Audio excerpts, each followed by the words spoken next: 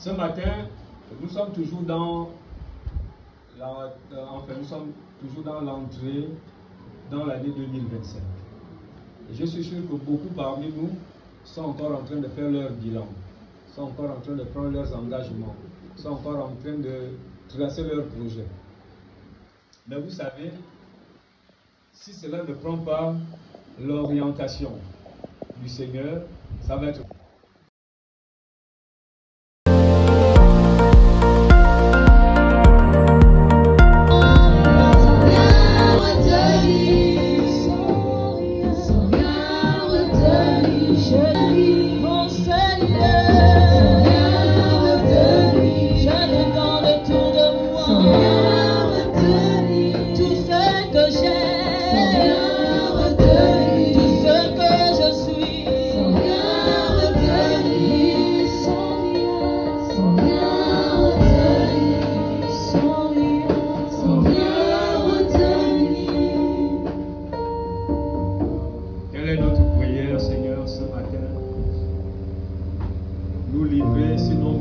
entièrement à toi, corps, âme et esprit, sans rien retenir.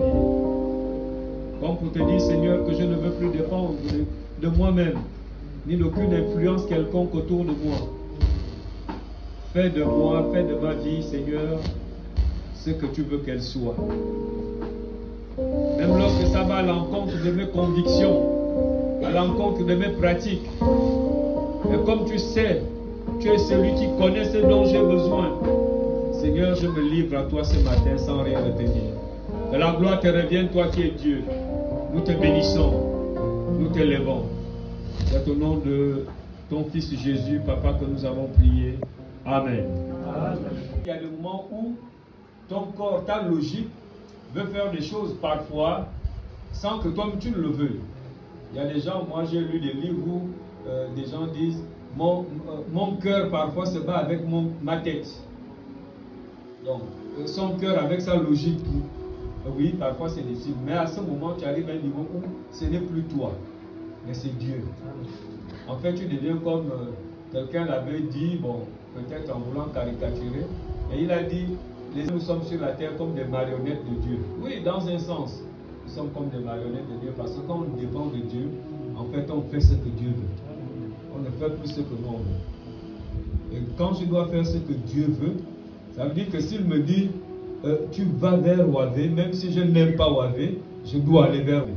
Et je dois aller accomplir ce qu'il m'a demandé de faire. Parce que c'est ça, m'abandonner sans rien retenir. Amen.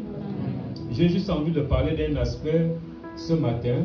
Et pour cela, nous allons lire la parole de Dieu dans le texte de Luc, chapitre 2.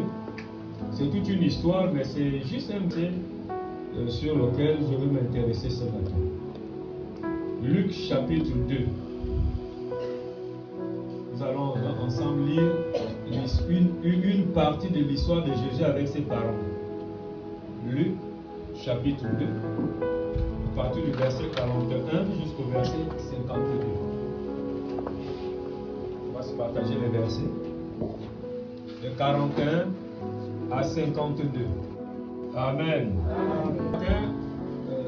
Nous sommes toujours dans l'entrée dans l'année 2025. Je suis sûr que beaucoup parmi nous sont encore en train de faire leur bilan, sont encore en train de prendre leurs engagements, sont encore en train de tracer leurs projets. Mais vous savez, si cela ne prend pas l'orientation du Seigneur, ça va être compliqué. Si cela n'est pas tracé selon que le Seigneur le veut pour votre vie, quels que soient les efforts que vous allez faire, ça ne va jamais marcher. Il y aura toujours des échecs. Et ce matin, j'ai envie de nous encourager. S'il fallait donner un intitulé à mon exhortation de ce matin, je voulais juste parler de quelques sens clairs à développer pour la direction de ma vie. L'essence, vous allez entendre, comprendre tout à l'heure, dans notre vie, nous devons développer certaines aptitudes, certains sens pour donner ou bien pour développer une direction dans notre marche avec le Seigneur. Quand vous regardez le texte de Jésus que nous avons lu tout à l'heure, bien qu'il était jeune, on a l'impression qu'il avait déjà développé certaines choses. Il avait développé une certaine compréhension. Il connaissait vers là où il allait. Au point, à 12 ans, il ses parents en disant, vous me cherchez pourquoi? Ne savez-vous pas que je dois faire la volonté de mon Père? Ça aurait été nous aujourd'hui, avec notre enfant de 12 ans, qui nous répond comme ça. Qu'est-ce qu'on allait lui dire?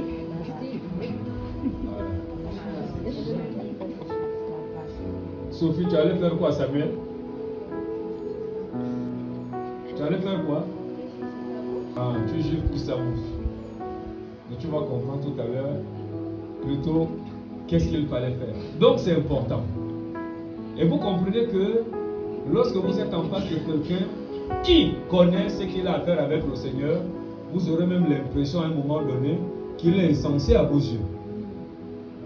Qu'il ne sait pas ce qu'il dit. Parfois on nous a traités de fous, bien de perdus, d'envoûtés.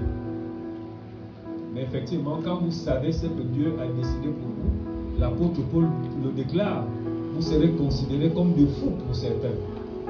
Parce que vous serez dans des engagements qui ne semblent plus logiques. Parce que pour l'homme, il y a des choses clairement établies.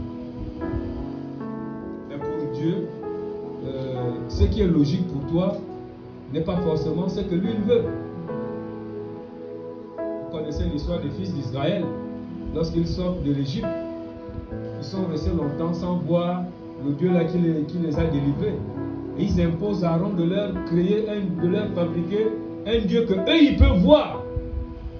Ils ne veulent plus se contenter de quelqu'un dont on leur parle. C'est juste une personne qui le voit, mais tout le monde le voit. Ils disent, fais-nous un Dieu que nous pouvons voir, que nous pouvons toucher, à qui nous pouvons parler. Voilà. Et ça a créé beaucoup de dérives. Mais vous savez, si on ne développe pas certaines aptitudes dans notre marche avec le Seigneur, ça peut être compliqué. Même notre croissance peut avoir des problèmes. La Bible dit au 52, Jésus, répète-moi ta version. Jésus grandissait. Ok, tu vas t'arrêter là un moment. Il grandissait, mais ça ne s'arrêtait pas là. Il s'est développé aussi en sagesse. Maintenant qu'ils grandissent, mais ils sont toujours bloqués dans la sagesse. Il n'y a rien. Ils sont ratatinés. Pour nous toujours, rien n'avance. Malgré qu'ils grandissent, malgré qu'ils prennent du poids, malgré qu'ils mangent, mais ça ne change pas. Et ça, c'est déjà un signe que ta vie chrétienne a un problème. Il y en a dans l'église, tu es là depuis des années, il peut y avoir beaucoup de raisons, mais tu ne sais pas à quoi tu es appelé dans le Seigneur. On a des visiteurs ce matin. Est-ce qu'il y a des gens qui nous rendent visite ce matin? Ok, donc c'est la famille. Donc parfois on est là, depuis des années, on ne sait pas à quoi on est appelé dans la maison du Seigneur. Entre-temps, la Bible nous dit que si nous sommes dans la maison du Seigneur, forcément nous avons quelque chose à faire. Nous avons une responsabilité. Dieu ne peut... La Bible compare, j'ai envie de dire, Dieu nous montre que l'Église est comme un corps humain. Et le corps humain est composé de plusieurs membres. Vous savez, même si aujourd'hui la science, il y a des organes du corps. Il paraît que la science pense que tous les organes du corps ne sont pas utiles. Oui, il y a certains organes du corps, selon la science, qui ne sont pas utiles. Qu'on peut enlever, tu continues à vivre normalement. Mais les chrétiens, nous, on pense que si Dieu a mis quelque chose sur ton corps, c'est que ça a une utilité. Même si on n'a pas encore découvert, ça a une utilité. Tout comme lorsque vous allez lire la Bible,